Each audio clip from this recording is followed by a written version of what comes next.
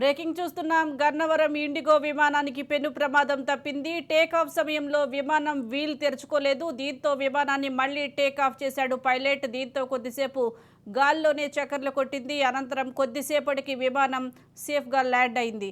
ఇక విమానంలో చంద్రబాబు సతీమణి భువనేశ్వరి ఉన్నట్లు తెలుస్తోంది. హైదరాబాద్ నుంచి గన్నవరం వెళ్తుండగా ఈ ఘటన చోటు చేసుకుంది.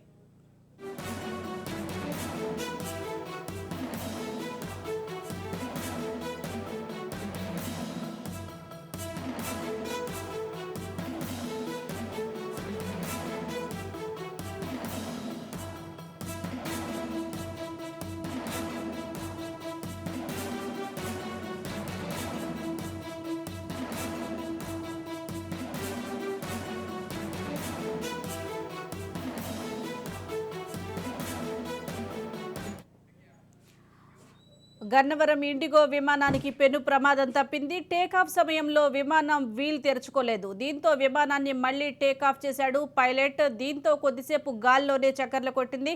అనంతరం కొద్దిసేపటికి విమానం సేఫ్గా ల్యాండ్ అయింది. ఇక విమానంలో చంద్రబాబు సతీమణి భువనేశ్వరి ఉన్నట్లుగా తెలుస్తోంది. హైదరాబాద్ నుంచి గన్నవరం వెళ్తుండగా ఈ ఘటన చోటు చేసుకుంది.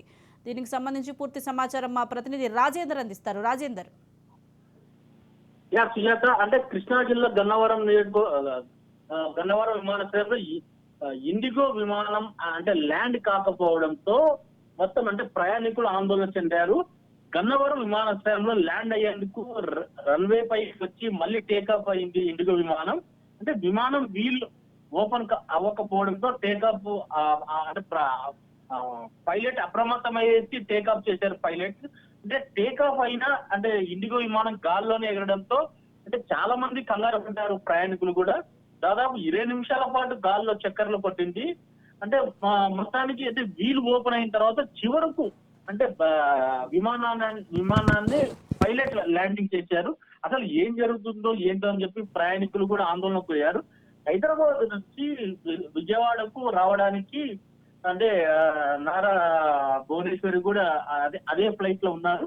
అంటే మొత్తానికి అంటే అటు కార్యకర్తలు కానీ ఇటు ప్రజల్లో కూడా చాలా మందికి అంటే మొత్తం ఒకంత అంటే భావోద్వేగానికి గురయ్యారు.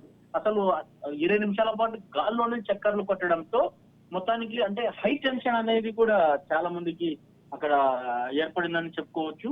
అంటే చివరకు అంటే 20 నిమిషాల పాటు తర్వాత వీల్ ఓపెన్ కావడంతో అప్పుడు పైలట్ అప్రమత్తంగా వ్యవహరించి ల్యాండింగ్ చేశారు. సుజాత.